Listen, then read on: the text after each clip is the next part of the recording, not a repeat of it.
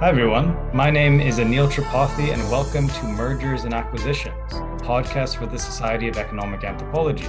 Today, I'm excited to be talking about how climate change can frame future economic anthropology research with Michael Bollig. Michael is a professor in social and cultural anthropology and speaker for the Cologne Global South Studies Center at the University of Cologne. He is also a member of the German Committee for Sustainability Research, which is part of the Future Earth Initiative. He has conducted fieldwork in northern Kenya and northern Namibia with pastoral communities. Michael's research interests center on the political ecology of conservation, multi-species entanglements in an age of climate challenges, and conflict over environmental governance. Michael is the author of Materiality, Inequality, and Future Making as focal points of future engagement of economic anthropology with climate change in the Economic Anthropology Symposium issue on climate change. Thank you so much for being here today. Thanks for interviewing me and giving me the chance to talk. So since this is a podcast for the Society of Economic Anthropology, my first question shouldn't be too much of a surprise. What does economic anthropology mean to you?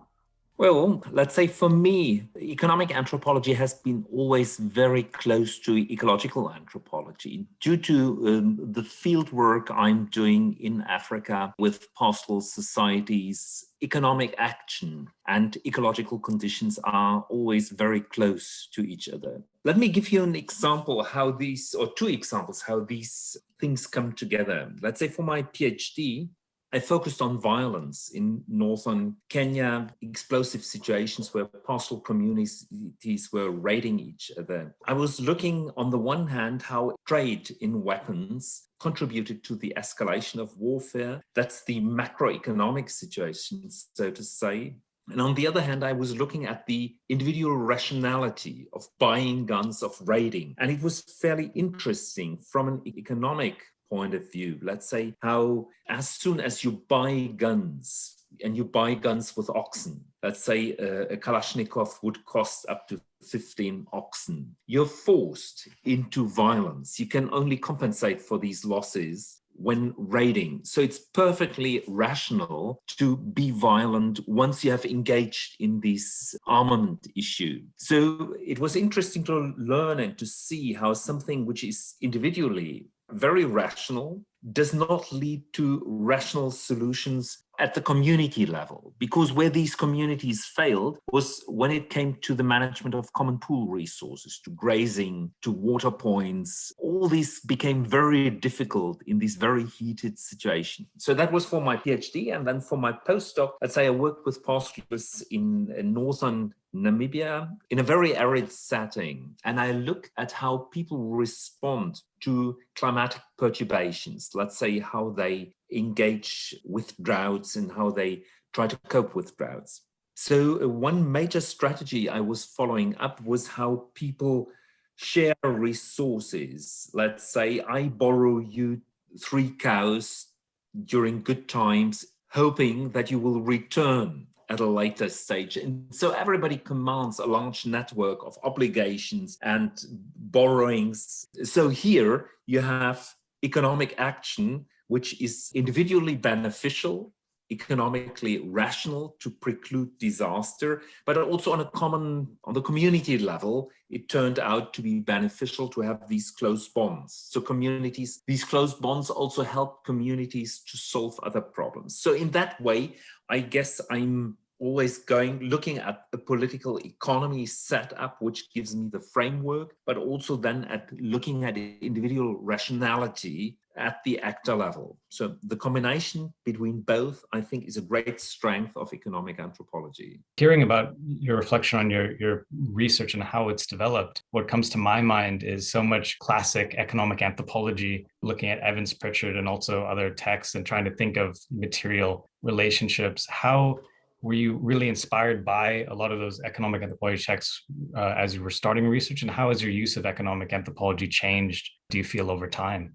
Yeah, it was inspired, of course, by these ancient heroes or our ancestors. Evans Pritchard, not so much, but Sharon Hutchinson, because she was also working on violence in a pastoral community, and much of her findings reverberated with what I have found. Let's say what I think is completely out with Evans Pritchard is the macro setting. How is the situation framed by the colonial enterprise. And here Hutchinson, I think, is very strong in showing how larger setup of competing factions within the Sudanese state leads to a situation in which certain sections of the Nuer compete with each other for influence, and what that then means for the individual herder on the ground. So I've learned a lot there. So how has my use of economic anthropology changed over the years? I would say it has not really changed that much. Let's say that to and fro between macroeconomic setup, macroeconomic dynamics, and microeconomic decision-making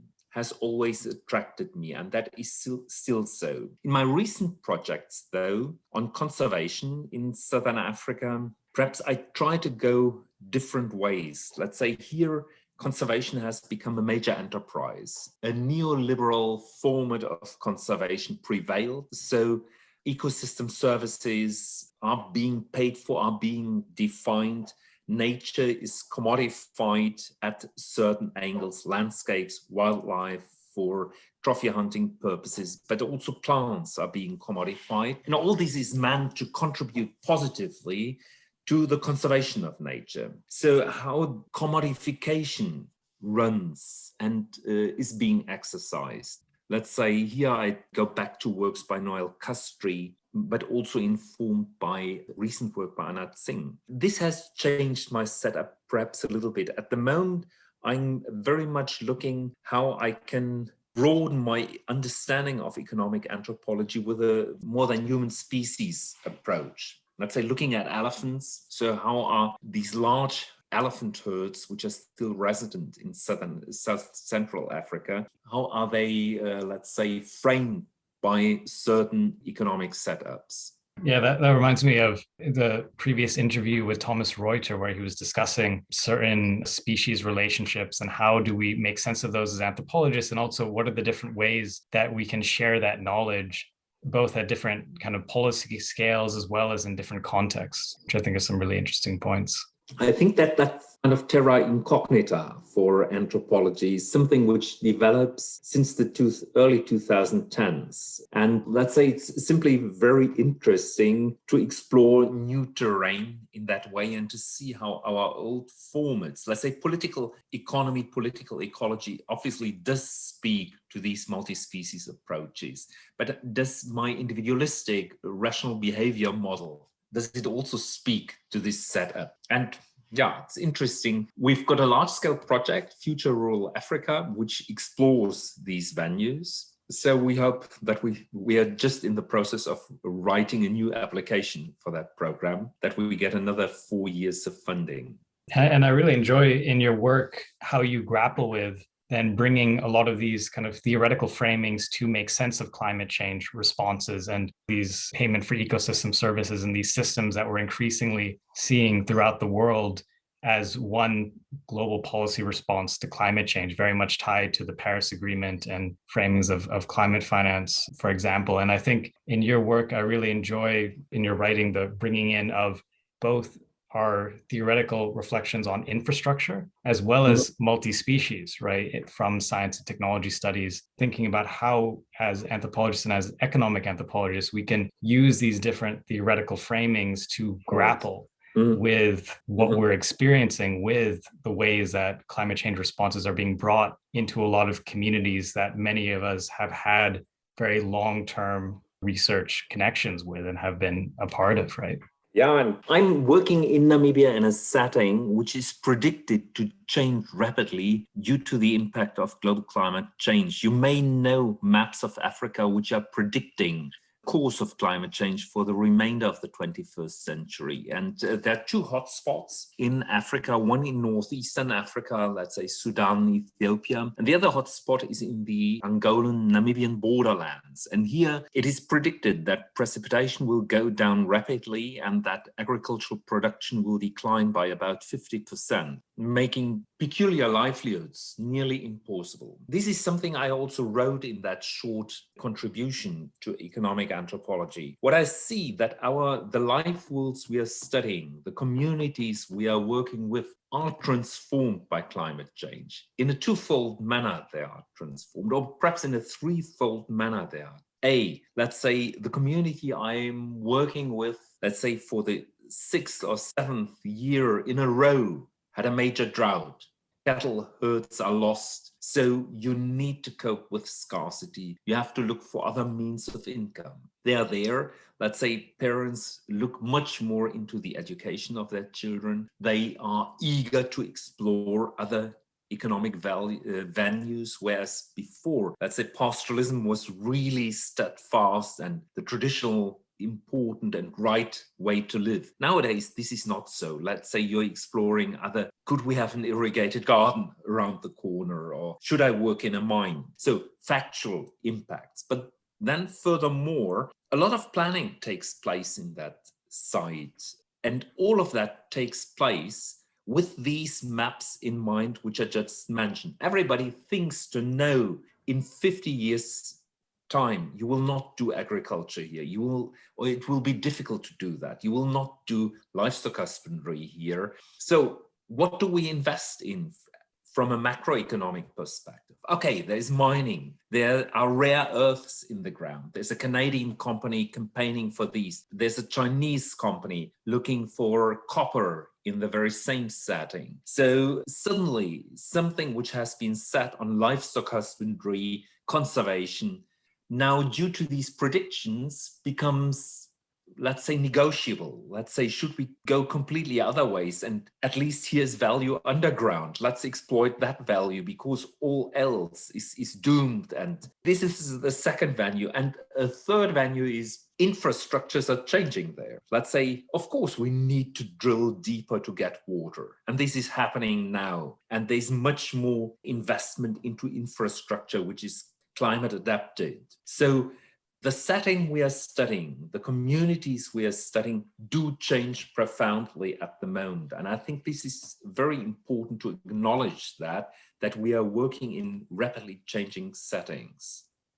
And kind of along this line of thinking about how climate change can frame economic anthropology in our research, and I think you've very clearly outlined right there these very powerful ways in which the place that you're studying is changing in response to both material relationships on the ground and then future making ideas, reflections, mapping that is being brought into that location. How do you view your research as connected to these changes? How, as anthropologists, do you think we can best unpack what processes are happening? And then how are different ways that we should possibly get engaged in trying to show alternatives or other possibilities? For example, in this series, we also have an interview with Pamela McElwee, who's been an anthropologist and also a part of writing intergovernmental panel on climate change reports, right, which are very instrumental in some of the future making that comes into these infrastructure projects on climate change. So how do you see your research as well in terms of both describing and then possibly having potential ways of showing other ways of existing in this place? Well, again, it's twofold, and it's a complex and good question. Let's say for my own personal field work and empirical work, I feel after a first phase of climate change research, which was in anthropology very much orientated towards narratives and deconstructing narratives, I'm personally now very much interested in the material effects of climate change and the material effects of climate change adaptation program. In many ways, for Africa, adaptation to climate change funds are overtaking developmental funds. Let's say the world will spend more on adaptation to climate change into projects which seem to provide more adaptation than to development per se. So I'm interested in the material effects, in the economic effects, in the change of livelihoods at the local level. And I think this is still the strength of anthropology: explain big problems, global problems in small places. with a microscopic view and a good knowledge of insider local views, local representations of the problem. This is one thing. But I think anthropology has much more to tell. Let's say we are commanding a vast archive of cases of adaptations to difficult climates, challenging climates. And I think as yet, anthropology makes very little out of it in this entire climate change debate. Let's say anthropology has perfect case studies on the Inuit. It has perfect case studies in the Pacific. And all these monographs we read, all these documentation we have, tells us a story on how people cope with adverse climates. And I feel that we could make much more out of it. Let's say I had a PhD which was working on that with Maasai pastoralists in Tanzania, in northern Tanzania. Let's say she interviewed elders and they said, look, we're the stewards, we're the captains of climate change. Let's say we've known it all along and have mastered it for generations. So we're not afraid of it. We will cope with it as long as the government gives us some scope for mobility as a major approach to adapt to a changing climate and to climatic perturbations. But we are proud of our capacities to handle these issues. And I think historically, anthropology has dealt with many people, with many communities who are proud of being captains of climate change, of a changing climate. So we should do more with the archive. Let's say what I'm sometimes envious, let's say sociology, Giddens, they have written great books on climate change. Economists have done great books on it. And anthropology has somehow been reluctant in engaging majorly with climate change and have left it to other social scientists. And I think we can do more about it. Personally, what I'm dreaming of, but that would be a fairly comprehensive project, to have, let's say, to work in a comparative manner, so to say, with sentinel communities in areas which are majorly affected or will be majorly affected by climate change in the Pacific, in the Arctic, perhaps in the arid areas of Africa, and look how people actually cope and go about with climate and live with climate change. They'll find solutions to the problem. That's A. B, I think they're definite losers and winners of climate change. Let's say, oftentimes those people we work with seem to be at the losing end of it. And of course, there's a lot of thought and consideration in global climate justice. And I also would like to follow up this strain, let's say, besides these microscopic views on how individual communities cope with, I would like to look at, as an anthropologist, how the global system copes with and how climate justice may become a leading motive of transactions and transfers across the world to mitigate losses, damages, which are certainly not caused in the peripheries that we work typically in, but are caused in the global north. No, completely. Yeah, a lot of those ideas are really high in my mind currently as an anthropologist, part of this How of Finance project at the University of Bologna. I've done most of my fieldwork in office spaces with white collar employees, some of the folks who will be probably the winners in this response to climate change and people working to frame solutions in financial markets, right, with climate change. And then as part of this team, we're trying to look at bonds that are connected to the green bond market, which has been attempted to be mobilized by some of these folks for climate change solutions, and look at how those have direct material impacts, political impacts, all these other effects associated with them, as well as the future making and what are the limitations of the discourse in these spaces. So I think this is also a point that I've been trying to ask a lot of folks in these discussions as well, because in the Society for Economic Anthropology, right, we're part of the American Anthropological Association, very much in the United States, where it's more likely that anthropologists work as solitary researchers. And I know in Germany, you've been part of a number of team research projects, and in Europe, there's more of a a group funding structure for a lot of anthropology research. What lessons have you learned in terms of good ways to do collaborative ethnography and fieldwork? Let's say, indeed, we've got a number of projects which are fairly large sized and interdisciplinary. So we frequently team up with geographers. We sometimes team up also with natural scientists, ecologists, soil scientists, zoologists, botanists, and the like, to explore effects of climate change on social ecological systems. Here it's mainly our intimate knowledge of local communities which is being asked for, which, so to say, has a market interdisciplinarily. Let's say for the natural scientists, our theoretical ideas do not matter much. Let's say they're really interested in how Harry, Ben, and Tom go about with their livestock, or how they do their fields, and what kind of ideas they connect to it, and how they react to drought in a material manner. That's different with geographers. Geographers develop their own theories, or we develop theories together. Here, political ecology, more than economic theories, are at the center, at least for the work I'm doing. We come together on certain theories. And so how that develops with more than human approaches, multi-species approach and anthropology. I said before that I'm quite interested in those approaches at the moment. This is something I'm still struggling with, because it brings me much more towards the natural scientists than before. And let's say, sometimes I've got the feeling I'm invading other people's terrain, and it's something new.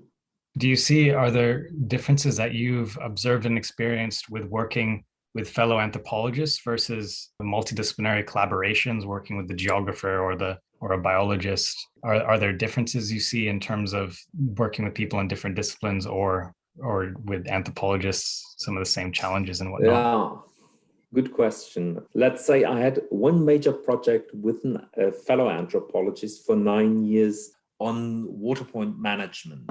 We looked in northern Namibia what happens in communities when the state, who has previously managed waterholes, gives back these waterholes to communities with the provision that they now have to look for the waterholes, the pumps and so by themselves, and they have to cost water. Let's say they have to price water, and everybody who uses that water point has to pay in. But the communities are left with a situation that they can decide how to exactly price it, how to price insiders versus outsiders. And we've looked at that, how institutions which were meant to arrange for a fair management of these essential water resources, how they come about, how they evolve. That was fairly easy with a fellow anthropologist. We had read the same literature. We had kind of very similar ideas on how to go about what fieldwork means, that fieldwork takes time.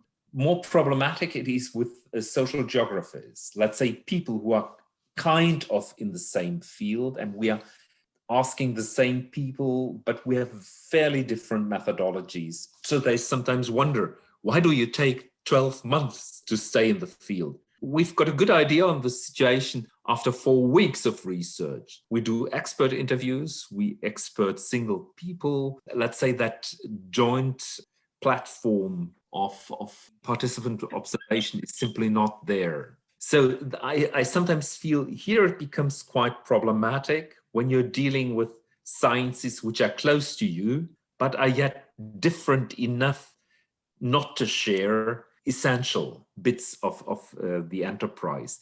Again, it's easy to work and very beneficial to work with natural scientists, with botanists, with biologists. Everybody has his or her field, and you try to combine information at certain steps. It's this intermittent space where you need most time for negotiations, how to go ahead. Yeah, that's very interesting. In my fieldwork in the green bond market, it's been interesting because this particular financial market didn't exist until 2007 and started to really grow in 2013. And so it was interesting seeing people coming in from different disciplines to start to study this framed new phenomena. So it was interesting seeing economists come in, political scientists, geographers, and now we're finally having a few more anthropologists in this space. And it's interesting what types of knowledge we produce. And I think what's very pertinent to thinking about how do we make sense of climate change and how do we bring into our research is also that so much of our global policy response, so much of the framings of different market responses, such as payment for ecosystem services, they all mobilize academic knowledge quite often in pursuit of their projects. How do you view these kind of forms of knowledge production in relation to your reflection? I know in your writings, you've done some really interesting analyses of words such as resilience, right? Yeah. And what are the contexts in which that's brought in? Where can we actually try to broaden and use that term perhaps in different ways? So it'd be great to hear your thoughts on that. Yeah, let's say a number of our projects are also transdisciplinary. Anthropology, for a good number of years, and probably also for good reasons, has abstained from direct engagements with practitioners, or often has abstained from direct engagements. However, it's exactly like you put it. Let's say the knowledge we produce is progressively used in projects of climate change adaptation. And I think here we need to develop a much more active role, how we want to bring in our knowledge. First of all, that for me, that means also at our department, how to engage practitioners. So people who have oftentimes a PhD in anthropology, but then have worked in international organizations, how to bring them back intermittently to academic research, perhaps also to teaching. For very long, these worlds have been apart. Let's say either you're an academic anthropologist and you abstain from any practice, or you're a practitioner, then you abstain from publishing and doing too much with theoretical considerations. And I think if we could create more bonds, especially in the field of climate change research, we would all profit from it immensely. It's such an important aspect, right? Particularly for anthropologists, where so much of our work is showing alternatives, and sometimes the structure of our discipline can be fairly limited. So finding ways to broaden the discussion, even to people who are associated in anthropology and then beyond, is I think really an important task to be working on. Absolutely. Let's say I'm doing an introduction into environmental anthropology at the moment. And for that introduction, there's of course also a chapter on climate change and anthropology. And in these chapters, we have boxes on practitioners. So what do ecological anthropologists do after they have done their PhD? In what fields do they engage themselves if they go beyond the university? And we found very interesting cases of people who have studied in adaptation, climate change and melting glaciers in Peru, who have taken their knowledge to the Himalayas and engaging themselves there with quite practical work there. And I think it's important that we take knowledge or acknowledge these efforts and also theorize them. So can knowledge from the Himalayas being taken to the Andes or vice versa? And how can we compare situations?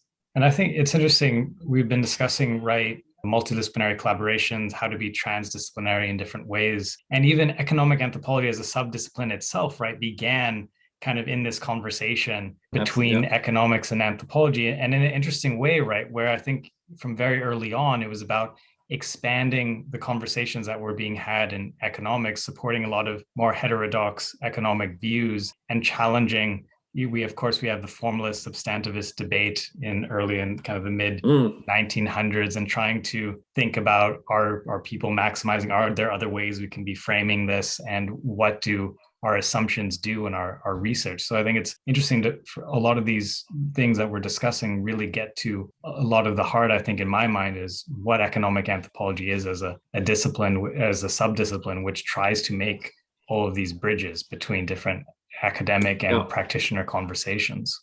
And perhaps economic anthropology makes most sense if it just achieves that and goes towards that end.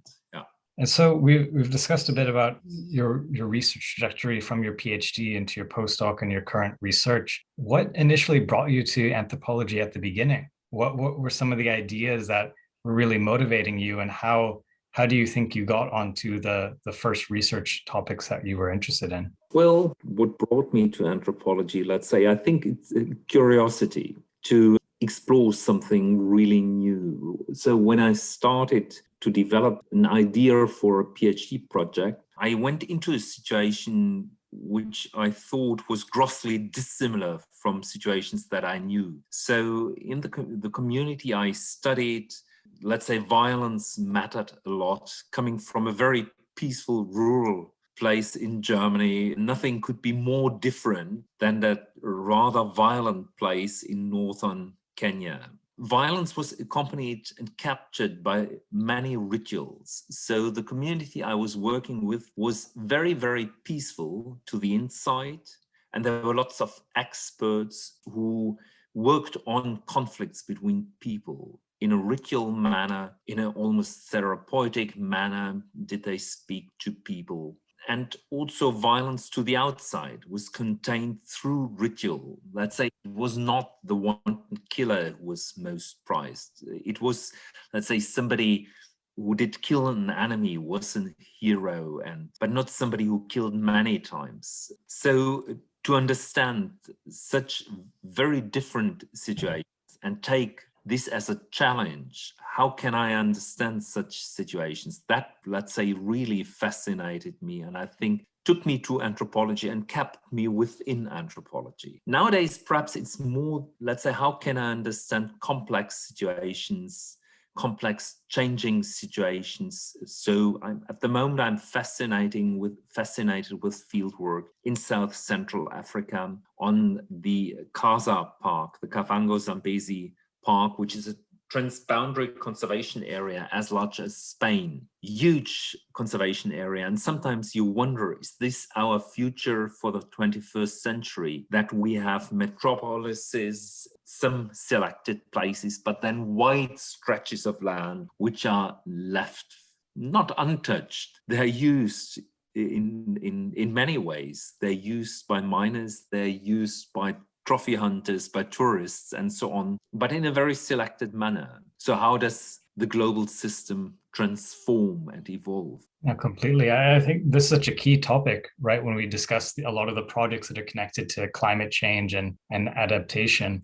And how do you make sense of this dichotomy of kind of large scale conservation efforts with development? What are the different ways that you think we can unpack how those intersect to these rise of these metropolises and this kind of large scale infrastructure, as well as these large scale conservation projects? Yeah, how can we make sense of that? Let's say, first of all, the issue is dramatic because, let's say, we have got these large conservation spaces and global decision makers are looking for more such spaces. We've got the Half World Initiative, scientists and acclaimed scientists who claim that we must protect half of the globe's terrestrial surfaces to prevent further biodiversity declines and species extinctions. So we will see much more of that. But all that rests upon a fairly Western concept of what is nature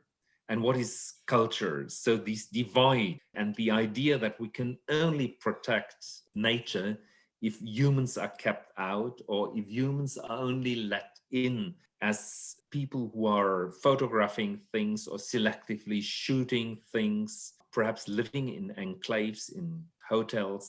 I think this is where the issue is, and where anthropology can be very meaningful to show that there are other ways how to protect nature, how to use nature sustainably by going beyond that divide of nature versus culture, which eventually has only arisen in Western Europe in the 16th, 17th century, but definitely has never been at home in large parts of Asia and the Americas, or for that, say, also in Africa. But models and communities who have lived for decades and centuries.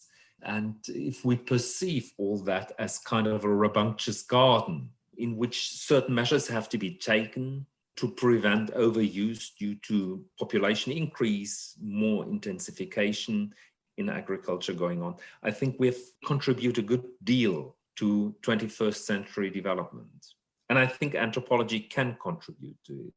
And I think on that topic, it's really key, right, in terms of thinking about climate justice and social justice issues, in terms of how we have so many examples, right, of communities, indigenous communities and other subsistence communities that have very low carbon footprints themselves and are very good stewards of land and different ecosystems. And then it's an interesting thing, right, as you're describing, when you have conservation projects that often have also removed populations from those areas to offset the high carbon footprints of folks in cities and these large scale development initiatives. Yeah, absolutely. You're right. And then I think one point on that, though, that is then tricky, right, in terms of how, as anthropologists, we can bring our knowledge into the larger public field, is often, right, we get into discussions of value or public policy. People try to find some way to make sense of the different arrangements that as anthropologists we can provide, right? And I think we've discussed this a little bit in terms of how resilience is framed, how community relationships can be then connected to bond projects and forms of financialization. Are there particular strategies or different ideas you have there in terms of how, as anthropologists, we can find particular venues perhaps to discuss our ideas? I know Pamela Michael, we had a really interesting discussion about how do we resist the commodification of environments and perhaps focus on economic relationships that are already part of a monetary system, or focus on impacts with a really human-centered focus. So are there other strategies there that you think can be useful? Yeah, I know that let's say there are some publications and very recent publications on convivial conservation, very recent stuff in anthropology. I find these theoretical considerations very interesting.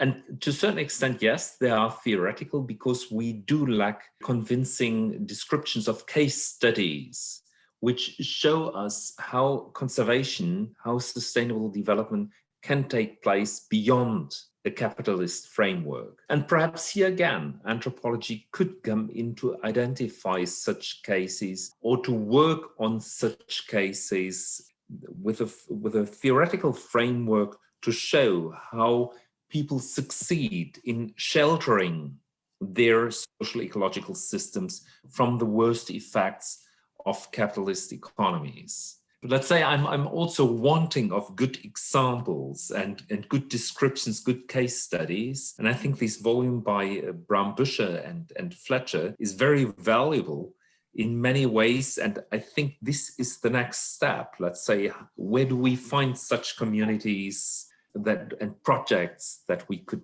describe in ethnographic way?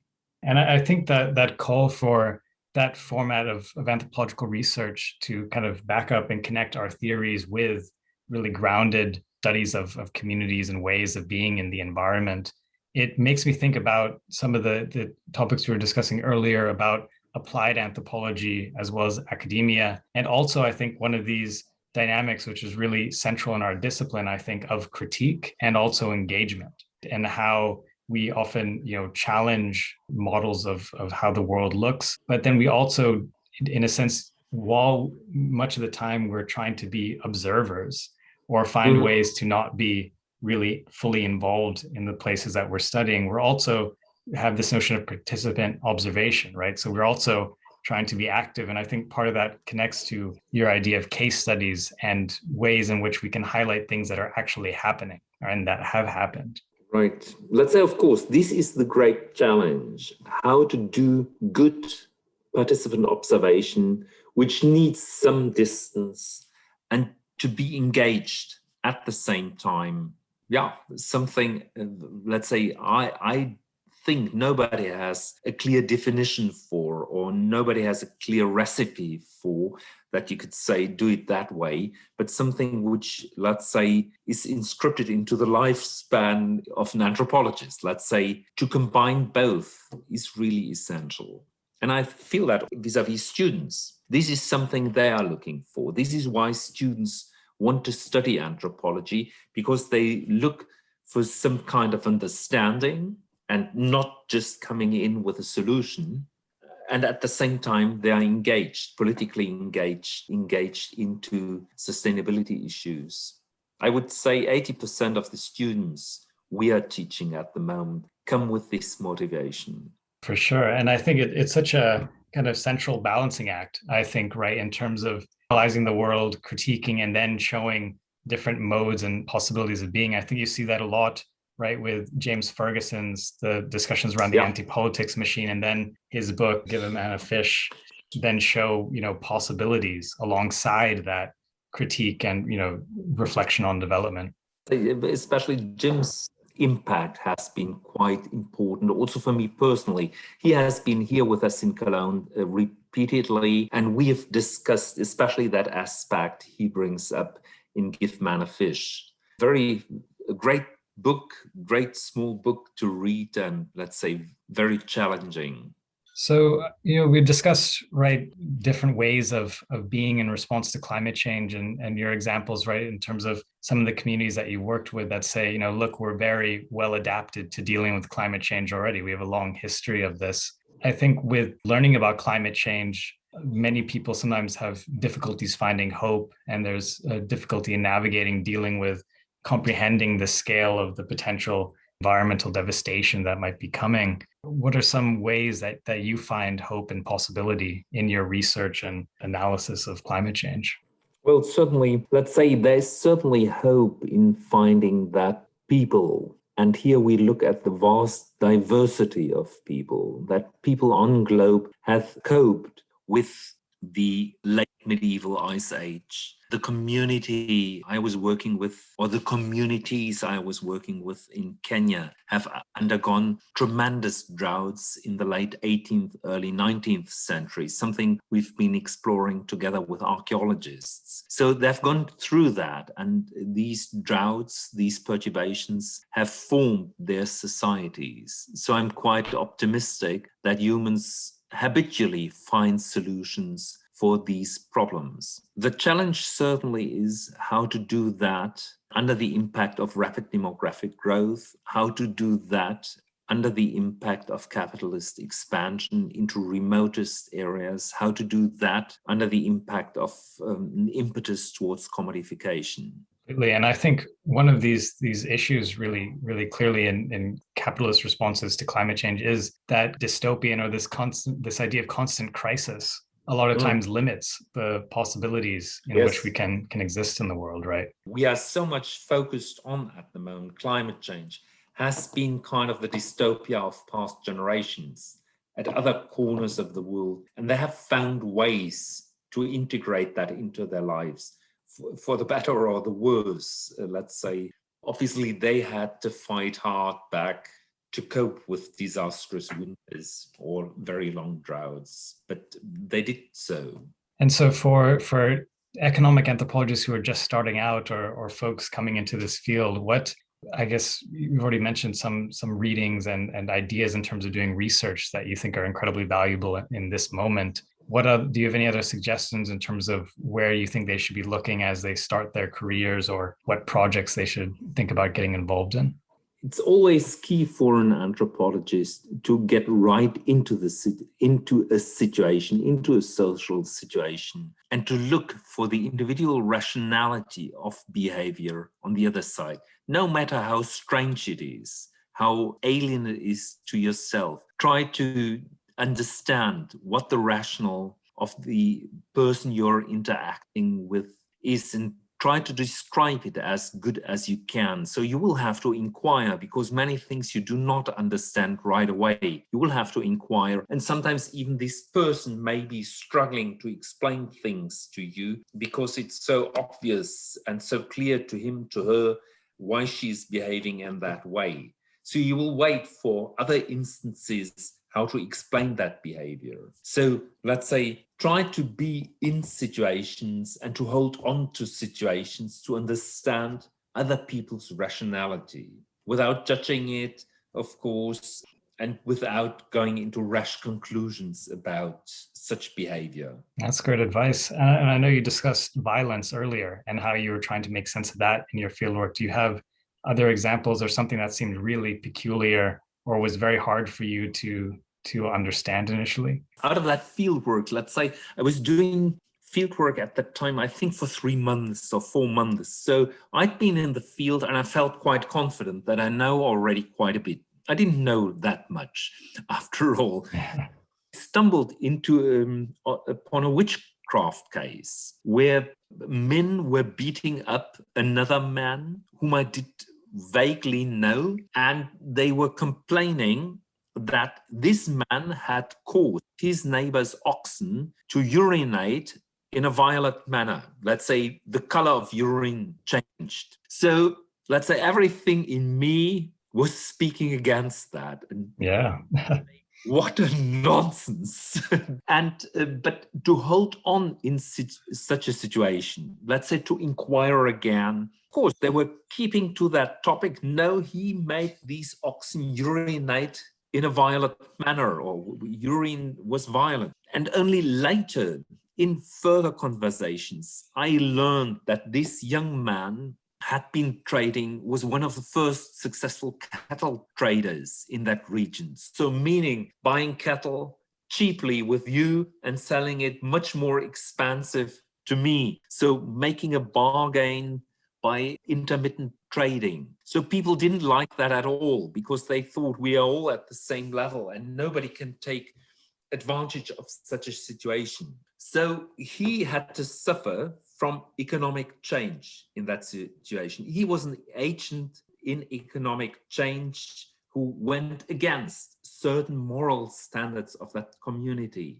But let's say to learn what this means and not to judge upon people who say that somebody's oxen are urinating in the wrong color. This is a challenge for anthropology, and you have to be adamant and to be, let's say, very patient to learn why things are happening the way they happen. That's a great example of that thought process and that process of inquiry. Thank you so much. It's been a really great conversation. It's been great to hear about your career process, what ideas were really inspiring to you when you were starting fieldwork, and how your focus has changed, and then also how the environment and the people that you've been working with and researching, how their situation has also changed dramatically in response to climate change, as well as different political and social shifts. Very much so.